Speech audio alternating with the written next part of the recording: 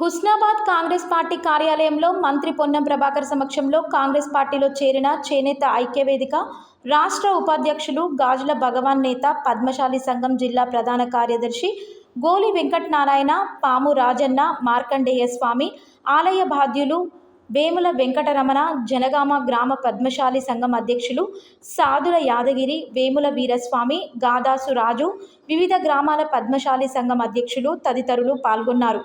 కాంగ్రెస్ కండువా కప్పి పార్టీలోకి ఆహ్వానించారు మంత్రి పొన్నం ప్రభాకర్.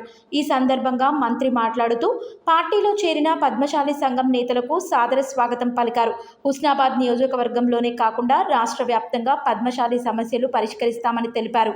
బలహీన వర్గాల శాఖ మంత్రిగా పద్మశాలి వర్గాల సమస్యలను ప్రత్యేక శ్రద్ధ తీసుకుని పరిష్కరిస్తాం. హుస్నాబాద్ నియోజకవర్గంలో జౌళి శాఖ ద్వారా మౌలిక సదుపాయాలు కల్పిస్తూ ఏ విధంగా ఈ వర్గాలకు న్యాయం చేయగలమని వారితో మాట్లాడడం జరిగిందని అన్నారు. నియోజకవర్గంలో ఉన్న పద్మశాలి నాయకులు ఉపాధి అవకాశాలు మెరుగుపడతాయని ఈ సందర్భంగా తెలియజేశారు. ప్రభుత్వం పద్మశాలి వర్గానికి చేయూతకు తోడ్పడుతుందని, పద్మశాలి కుటుంబాలకు అన్ని వేళలా తోడుగా ఉండాలని ఈ సందర్భంగా హామీ ఇచ్చారు. ఈ కార్యక్రమంలో పద్మశాలి కులస్తులు మరియు కాంగ్రెస్ పార్టీ నాయకులు, కార్యకర్తలు పాల్గొన్నారు. హుస్నాబాద్ నియోజకవర్గంలోని నేత కార్మిక వర్గానికి సంబంధించిన కొంత పద్మశాలి నాయకులు కాంగ్రెస్లో కలిశారు. వాళ్ళందరికీ హృదయపూర్వకంగా స్వాగతం తెలియజేస్తూ, హుస్నాబాద్ నియోజకవర్గంలో ఉన్నటువంటి యావత్ తెలంగాణలో పద్మశాలీలు ఎదుర్కొంటున్న సమస్యల పరిష్కారానికి ప్రభుత్వం చిత్తశుద్ధితో ఉంది.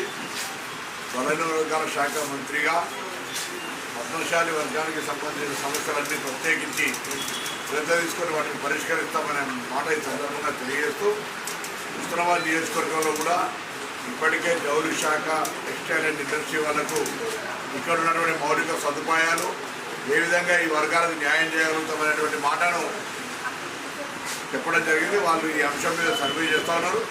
ఈ నియోజకవర్గంలో ఉన్నటువంటి పద్మశాలి నాయకులంతా ఇక్కడ మన ఉపాధి అవకాశాలు ఏ విధంగా మెరుగుపడతాయి, ఈ వస్త్ర ప్రపంచాన్ని ఏ విధంగా ఇక్కడికి హుస్నాబాద్లో అభివృద్ధి చేయాలనే అంశం మీద వాళ్ళందరినీ కూడా భాగస్వాములు తప్పని కోరుతూ, తప్పకుండా మరొకసారి ప్రభుత్వం పద్మశాలి వర్గ చేయూతకు వాళ్ళ అభివృద్ధికి దోహదపడుతుంది. ఆ దీక్షతో ఉన్నామనే మాట మనం చెప్తాం.